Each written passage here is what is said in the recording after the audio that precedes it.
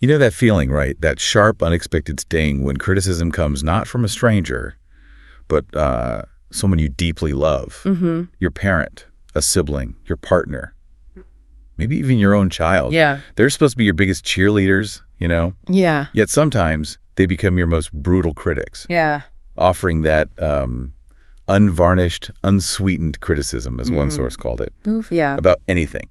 Your clothes, your career choices.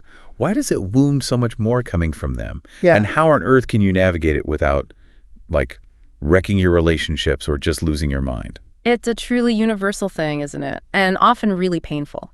So today we're taking a deep dive into this whole complex world. Criticism from loved ones. Yeah. We'll unpack why it hits differently, explore some, well, surprisingly effective ways to respond, and give you some actual concrete strategies, to protect your peace and maybe even strengthen your relationships rather than letting those comments just chip away at them. Right. So get ready to maybe reframe your whole approach here. We're going beyond just, surviving critical feedback. We want to actually thrive. Exactly. So to start, let's explore that paradox. Why does it sting so much more when it's coming from the people closest to us? Well, it's precisely that paradox of pain you mentioned. The very people we expect, like unconditional support from, can sometimes offer the most hurtful criticism. Right. Our sources highlight how uniquely hurtful it is to, say, challenge your life choices or criticize your parenting skills when it comes from those closest to you. There's just this expectation of a different kind of care, Yeah, a safe zone almost. And when it's not there, it cuts really deep. And it gets even more complicated, I think, because of our shared history, right? Oh, definitely. Intimate relationships, especially with family, they can instantly trigger what some psychologists call our little kid brains. Exactly. Those deep, maybe unresolved emotional wounds from childhood, they just get activated. Yeah. So a seemingly small comment, like, I don't know, a quick negative comment about dinner, how to drive to the store, what to wear. Totally mundane stuff sometimes. Right. And suddenly you feel like a 10-year-old once again, reacting by sulking or withdrawing, or maybe getting really angry, just like we might have back then. It's almost like an automatic defense mechanism kicks in. Totally. And that long shadow of childhood criticism is a really significant factor here. There's research showing that constant criticism in childhood can actually, rewire the brain's response to everyday life. Rewire the brain. How so? It can make people feel setbacks more acutely, and experience less joy from successes. It's almost like their internal reward system gets kind of skewed. Right. And this can set them up for an increased risk of depression and anxiety in life. And they often struggle with adult relationships because those old patterns just keep playing out. That's a pretty heavy concept, the idea of the brain being impacted like that. How does that actually show up? What are the practical everyday signs we might see in an adult who experienced this? That's a great question because it's often subtle, right? It subtly weaves into so many aspects of life. You might see persistent self-doubt and low self-esteem where they really struggle to trust their own judgment. Okay. It can lead to perfectionism where any tiny error feels like this huge confirmation of inadequacy. Oh, I can see that. Or constant apologizing, maybe defensiveness, as if they're always bracing for an attack. They might even struggle with social anxiety or have this persistent need for external approval, constantly seeking validation from others because they never truly internalized it themselves. That deeply impacts how they navigate the world, doesn't it? It makes perfect sense that this would play out in their relationships. Yeah. Have you seen powerful real-life examples where this childhood sting kind of continues into adulthood? Oh, absolutely. Take Trudy, for instance. She shared this story. She sent her daughter to a camp, a really wonderful experience, she thought, but her parents, they criticized it as too expensive and purely for personal gain, convinced it would somehow ruin the experience. Oh, wow. That's harsh. Right. And even now, getting a new dog, she dreads telling them because she just knows their comments will try to ruin the experience for her and her family. Their words still have that lasting power, you see. That's so relatable. And it's not just the big life choices either, is it? No, not at all. Dr. Mary Kelly, she's a leadership coach. She shared her personal story about her father, asking her, "Are your books just not that good?" Just because they weren't on the New York Times bestsellers list. Ouch. Yeah. Even successful individuals deal with this pain, this sting from those closest to them. It really highlights how deep this stuff goes. It does. And Aubrey E's story, it's really poignant, brings it into even sharper focus. She wrote about her lifelong struggle with depression and dependent personality disorder, and she traced it back to constant criticism from her parents, even after they had passed away. Wow. Even after they were gone. Yeah, these comments can truly, crush your spirit and shape your entire life. It's truly difficult when those childhood experiences continue to haunt us as adults, affecting how we see ourselves and, well, all our relationships. But here's where it gets interesting, right? Yeah. This is where the real power lies. Yeah. We can actually start to reclaim our peace. Yes. And that journey often begins not with them, but within ourselves. It's about shifting our own lens. Precisely. And one incredibly powerful strategy is to mentally reframe the criticism. Deep down, you probably know your family likely doesn't think you're, a terrible person. Right. Hopefully not. Right. Our sources suggest that often their worry or concern manifests as criticism, even if they don't mean it that way at all. If you can mentally reframe those hurtful words as maybe a sign that your family member really cares about you, it changes everything about how you receive it. That's such a profound idea. Yeah. And it goes even deeper than just caring, right? Mm-hmm. It's about understanding their underlying motivations. Exactly. A lot of criticism, or what feels like control from loved ones, is actually driven by their anxiety, not necessarily a desire to bully you or exert power. They want you to do something, often to relieve their anxiety. Think about it. Directives like, be careful on the stairs, or wear a coat. Yeah, my mom says that all the time. Right. It often stems from genuine concern, not some deep-seated desire to control you. Okay, I see that. And the profound shift happens when you realize their anxiety might be the driver. It instantly helps disarm your own, emotional storm. You're no longer just defending yourself, you're seeing their struggle maybe, and that perspective alone can help you quiet the fire instead of just feeding it more fuel. So realizing their anxiety is the driving force that really does shift your entire approach in those moments. Okay, so how does that understanding then translate into the next crucial step? Building resilience. How do we get tougher, I guess? Well, Joe Hirsch puts it perfectly. Feedback is a constant, resilience is a choice. I like that. Yeah.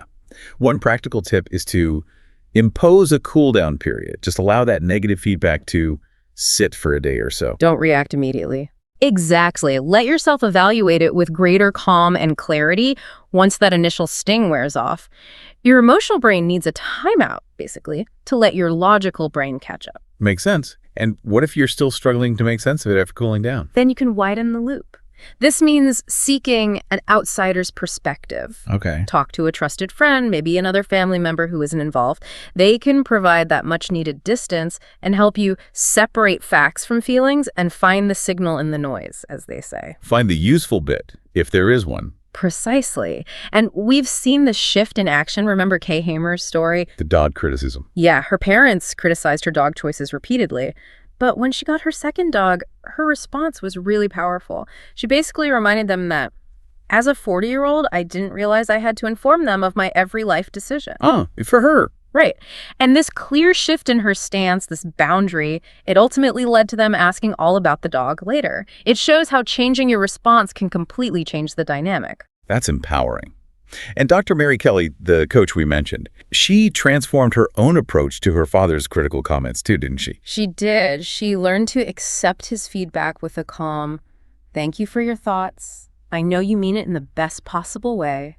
And then consciously chose to let it go, not let their thoughts occupy real estate in your head. That's real resilience right there. Okay, not letting their thoughts occupy real estate in your head. I love that phrase. It's about knowing you are making good decisions for yourself, and other people's thought, well, they don't have to take up residence in your mind. It's really an act of self-preservation. Okay, so you've shifted your mindset. You started building resilience. Now, how do you actively, engage or disengage in a healthy way? This is where the art of healthy communication comes in, right? Specifically, assertiveness and boundaries. Finding your voice. Yes, exactly. Assertiveness isn't just about getting what you want, though. It's kind of the sweet spot, the halfway point between passive and aggressive. It's about expressing your needs clearly and directly, yes, but always respecting others in the process, and that balanced approach. It isn't just polite, it's genuinely the quickest route to minimizing conflict, controlling your own anger better, and ultimately building more positive relationships where everyone's needs have a better chance of being met. So it's not about pushing others around, but it's also not about being a doormat. Precisely. And our sources give us some key techniques here. For example, using I statements. This is a classic one. Yes, very powerful. Instead of accusing like, you're such a pig, you frame it from your perspective. When you leave your dishes on the table, I feel frustrated because I don't like the mess, but I don't want to clean it up for you. Exactly. It expresses your feelings without blame, focusing on your experience. And another thing is focusing on observable facts, not those exaggerated judgments. Right. So instead of you are always late, which is probably not true anyway. Right. It's more like you are 20 minutes late and it is the third time this week. Just the facts. Got it. Factual, less inflammatory. And remember, how you say it is as important as what you say. Maintain a normal volume, a firm but not aggressive tone. Make eye contact. Stand tall. Your body language really needs to match your words for it to land properly. Okay, assertiveness. Now, on to setting healthy boundaries. You hear this term a lot. What does it actually mean in this context? They aren't walls that separate you. Yeah, that's a common misconception. Boundaries are actually an important ingredient in healthy, balanced relationships. They're crucial for your identity, mental health, and physical well-being. Think of them less like walls and more like a personal force field, maybe? Oh, okay, a force field. I like that. And they come in many forms. Physical boundaries, like privacy with your phone. Emotional boundaries, like deciding not to talk about certain sensitive subjects, maybe at work or with certain people. Material or financial boundaries, like having rules about loaning money. And time boundaries, like feeling okay declining an invite if you need to recuperate. Okay, different type. Yeah. And it's really important to remember they're not etched in stone. They should shift and adapt as relationships evolve, reflecting your changing needs and the situation. So how do you set them effectively? Where do you start? First, you have to know what you want. Really reflect on your values and figure out what behaviors genuinely bother you or feel like an overstep in your relationships. Okay, self-reflection first. Then, communicate clearly. Choose calm moments for these discussions, not the heat of an argument. Be prepared, maybe even jot down some points. Use those I statements we talked about and be specific. Specificity is key. Definitely. Yeah. For example, I feel disrespected and uncomfortable when you come into my room unannounced. Please knock before entering. Not just a vague, I'd like more personal space. What does that even mean? Right. Needs to be actionable. And finally, you have to enforce with care. If a boundary is crossed, calmly restate your needs. Have clear and reasonable consequences in mind. And crucially, only state consequences that you're willing to enforce. That's the hard part, isn't it? The follow-through. It is. Because if you're not willing to follow through, the other person learns pretty quickly that your boundary doesn't actually mean much. Okay, this brings us to a really powerful practical application. Some call it the protective boundary process. Let's walk through that common scenario again. You come home late, your partner immediately launches into, you're late, you couldn't think about me and the impacts on me, you are so selfish. What do you do right then? Okay, in that really intense moment, before you react, the very first move is internal. Self-compassion. Okay. Connect with how you're feeling in your body, maybe tight chest, racing heart. Name the feeling. Then quickly try to disarm any internal self-criticism that pops up, like I am a bad partner. Offer yourself that warm, loving presence a best friend would give you. So soothe yourself first. Yes. And crucially, while you hear their feedback, try to discern the factual truth. Okay, I was late from what we might call the pain talk. Pain talk. Yeah, the exaggerations, the judgments, like calling you selfish. Acknowledge the fact. Let the pain talk kind of wash over you without hooking you in. Okay, separate fact from pain talk. Right. This internal centering then empowers you to choose your response more consciously. Maybe something like, honey, I hear you. I think I get it. Would you be willing to listen to me for a minute? So you stabilize the immediate situation first, and then the really important question. When do you address their pain talk or that unbridled emotion? You generally do that later, when there is more ease and connection between you two. Got it. First, calm the waters, get regulated yourself, then address the underlying dynamic or the way they express themselves, if needed. Okay. This internal mastery and grounded response we just discussed, that really sets the stage for healing relationships, doesn't it? Through confrontation and connection. Because ironically, one of the most powerful tools isn't about winning an argument. No, definitely not. It's validation. Winning by forcing someone to admit they're wrong, it often just humiliates and belittles the other person. It really damages the relationship fabric. Right.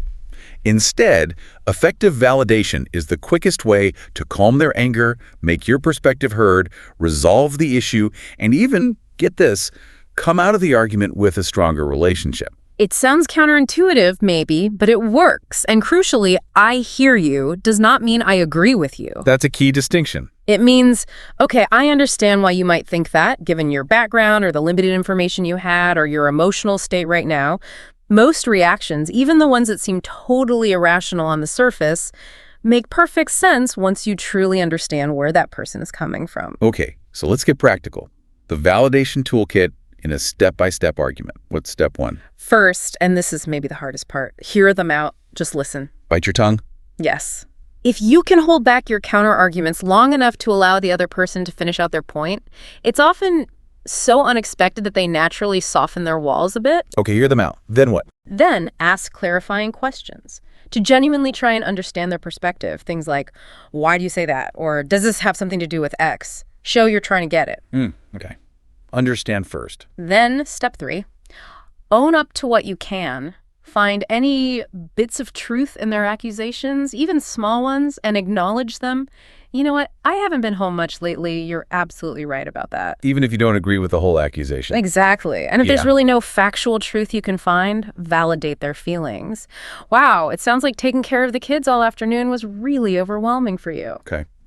Validate the feeling, if not the fact. Right. And here's a simple but super powerful tip. Use and, not but. The classic but erasure. Exactly. But just negates everything you said before and preserves respect. So it's, I haven't been home much lately. You're absolutely right. And I absolutely care about you and the kids. See the difference. Huge difference. Okay. So you've heard them clarified, owned what you can, used and, then what? Then, once they feel truly heard and validated, you make your point. They're going to be far more likely to be open to your side of the story at this stage. Because their defenses are down. Exactly. And as a bonus, validate again at the end. A statement like, thank you for saying something. These conversations are never easy, so I appreciate you speaking up, can be incredibly healing and relationship affirming. Wow. That's a really powerful toolkit. These strategies, they really highlight that arguments are normal, right? Even healthy in relationships. But the goal is always to resolve them with love and care. Yeah. And one key learning from the stories we looked at is to be prompt and present. Face-to-face communication for serious stuff is just vital. Text loses all that crucial tone, body language, eye contact. So true. So much gets lost in translation. And it's okay to take a hot potato break sometimes, if things get too heated. Pause the argument. Yeah, take a breather to cool down. But, and this is critical, always commit to resuming the conversation later, ideally before going to bed angry, if possible. Don't just shelve it, because that unresolved tension will just fester and poison the relationship. Right. Address it, don't avoid it. And healthy communication, it just requires that solid baseline of respect and regard, assuming the best of your partner, usually, and focusing on not trying to decide who is right or wrong, but how to solve the problem together. It's a team effort, ideally. Yeah. And that means addressing issues, honestly, when they start to become a problem, rather than doing that whole hinting and tiptoeing around thing until resentment builds up into a huge explosion. Been there, done that. Not effective. Nope. And finally, accountability and apology are crucial. Taking appropriate responsibility for your part in conflicts and being genuinely willing to apologize sincerely when you mess up. Okay. So moving beyond individual interactions for a moment, we also need to recognize sometimes there are more insidious patterns at play, like gaslighting in families. Yes, this is important to touch on.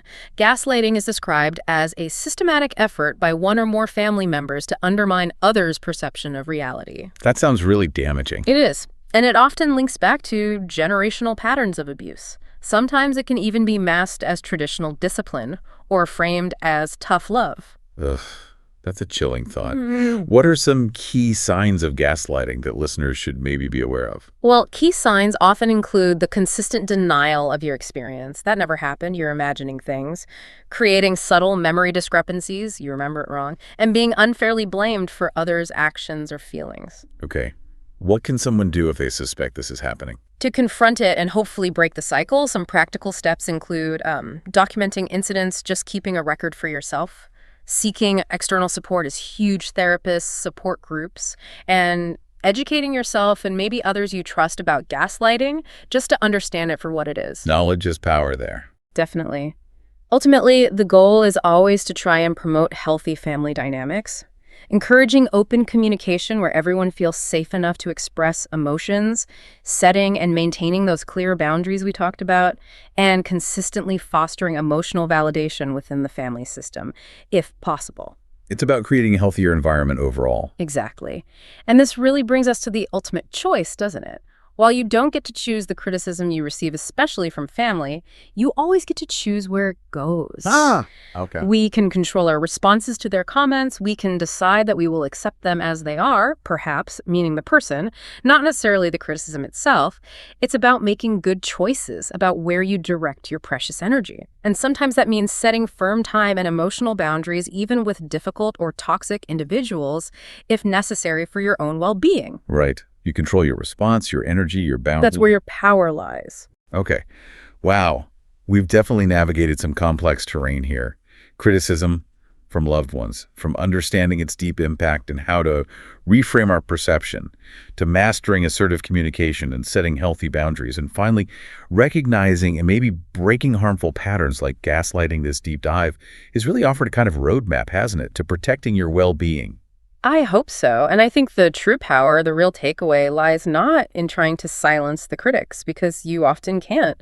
It's in cultivating that unwavering internal resilience and consciously choosing how you respond. Yeah. It's about protecting your emotional real estate, as we said, and fostering relationships that are rooted in mutual respect, even when differences inevitably arise. So here's something to consider as we wrap up. How might intentionally practicing just one of these healthy responses to criticism this week, maybe the I statement, maybe the cool down period, maybe validation, how might that transform a challenging interaction, not just for you, but for the whole dynamic of that relationship? That's a great question to ponder. What if their criticism, met with your more empowered, boundary-aware response, actually becomes an unexpected catalyst for growth? Maybe not just for you, but for everyone involved. Food for thought. Definitely. Thank you for joining us on this deep dive. We really hope this exploration empowers you to navigate criticism with a bit more grace, strength, and importantly, self-compassion. Absolutely. Until next time, keep learning, keep growing, and keep shining.